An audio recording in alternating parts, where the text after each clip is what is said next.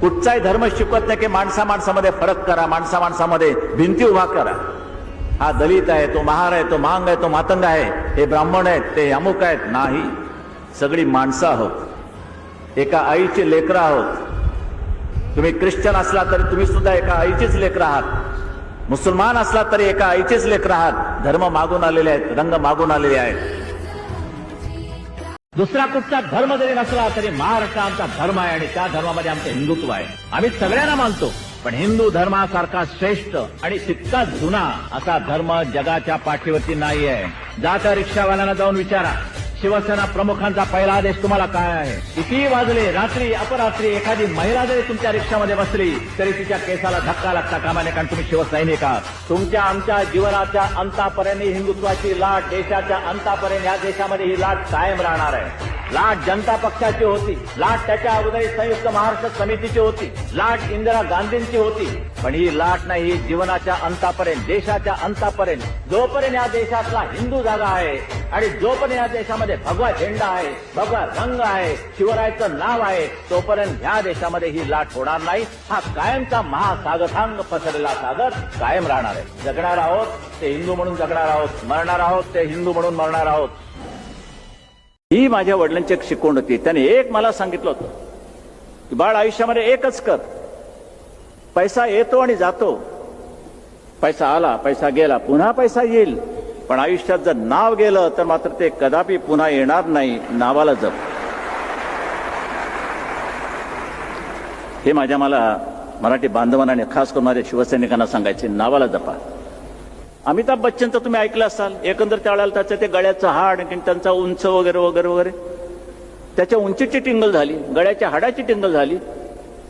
आणि आज काय म्हणता, काय आवाज आहे, वाह क्या बात आहे, जुम्मा जुम्मा खेळे दे दे. आता जुम्मा चालतो काय तुम्हाला? हा, दे दे चुम्मा. त्याला दरवाजात कोणी उभा करत नव्हता. आता म्हणे काय वंड, काय हाईट आहे, अरे वा वा, चायला आता हाईट. जे स्वतःच आहे ते स्वतःच आहे, जो मी आहे तो मी आहे. परवडत असेल तर हो म्हणा. वडिलांनी मला सांगितलेलं आहे की एकच आयुष्यामध्ये धोरण महत्वाचं आहे, गेट ऑन और गेट आउट. जमलं तर ठीक आहे, नाही जमलं तर चालते होतं आम्ही, आम्हाला नाही परवा. कल्याणच्या सुभेदाराच्या सुनेचं नेहमी उदाहरण देतात. कल्याणच्या सुभेदाराची सून ज्याला महाराजांना नजराणा म्हणून समोर आणली गेली, त्या महाराज म्हणाले, हा हा हा हा, अशीच आमची आई सुंदर असती, आम्ही झाला मार कानफटात पहिली झाल्या.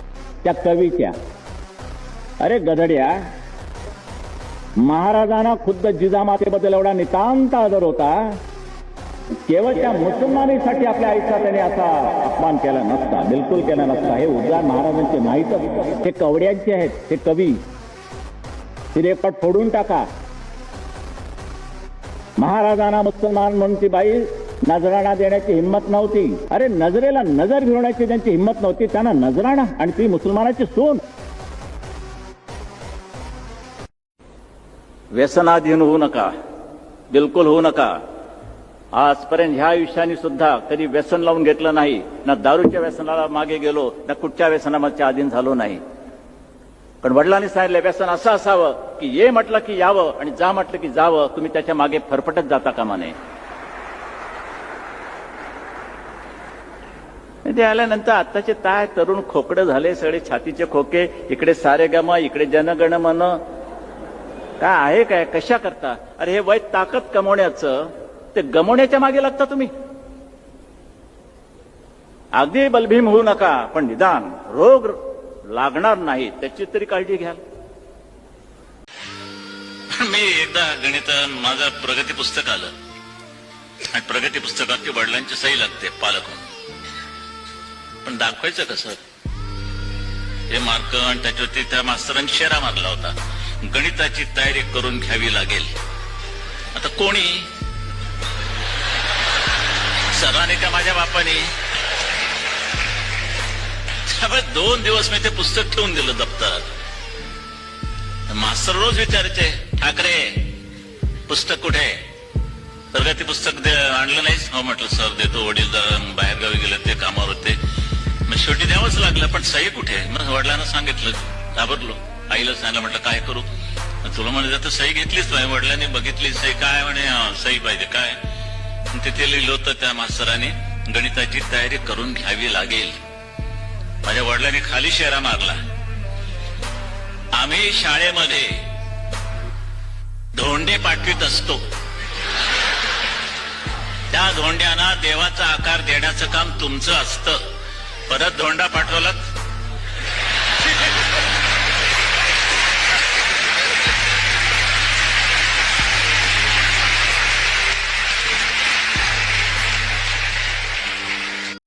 बाबरी मस्जिद का ढांचा गिराया गया तो शिवसेना ने सबसे आगे जाकर के झंडा गाड़ दिया, हमने गिराया और उसको बड़े गौरव से उसको ओन किया। गौरव तो है ही, बिल्कुल, इसमें कोई शर्म की बात नहीं है। तो लोग कहते हैं शिवसेना के तो वहां एक भी आदमी नहीं था। ना, इससे कैसे हो? जो बाबरी मस्जिद का ढांचा गिराया गया ये कानून मानकर गिराया गया, सुप्रीम कोर्ट का ऑर्डर था। सुप्रीम कोर्ट छोड़ दीजिए, वो कोर्ट नहीं न मानता। और जब बम फटते हैं उसके बाद में जो राइट होते हैं उसमें शिवसेना का हाथ रहता है। हाथ नहीं, पांव रहता है। टेरर का, आतंक का जो वातावरण खड़ा हो जाता है उसका, ऐसे परिस्थिति में टेरर होना ही चाहिए।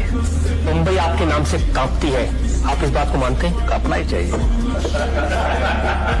जैसे फिल्म इंडस्ट्री पर आपका कब्जा रहे, सभी पर मेरा कब्जा है। तो आपको कभी मन नहीं किया कि आप फिल्म स्टार बने? बने तो विलन का ही काम मिलेगा, और क्या मिलेगा? हिंदुस्थानामध्ये आम्ही हिंदू आहोत आणि महाराष्ट्रामध्ये आम्ही मराठी आहोत. गुजरातमध्ये तुम्ही गुजराती असाल, पण महाराष्ट्रामध्ये सोडून द्या, गुजरातमध्ये तुम्ही गुजराती आहात आणि संपूर्ण देशामध्ये तुम्ही हिंदू आहात. बंगालमध्ये तुम्ही बंगाली असाल, पण हिंदुस्थानामध्ये तुम्ही हिंदू आहात. ही हिंदू भूमिका घेतल्याशिवाय तुम्हाला जगता येणार नाही आणि येणारं हिरवं सावट, येणारं हिरवं संकट तुम्हाला ते परतही करता येणार नाही.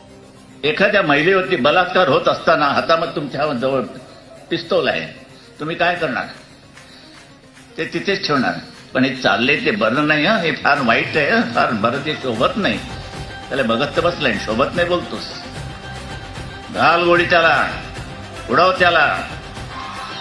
ते कायदा बिदा आम्ही मानत नाही. सेल्फ प्रोटेक्शन असलं तर दुसऱ्याचं सुद्धा प्रोटेक्शन करणं हे कर्तव्य समजलं पाहिजे.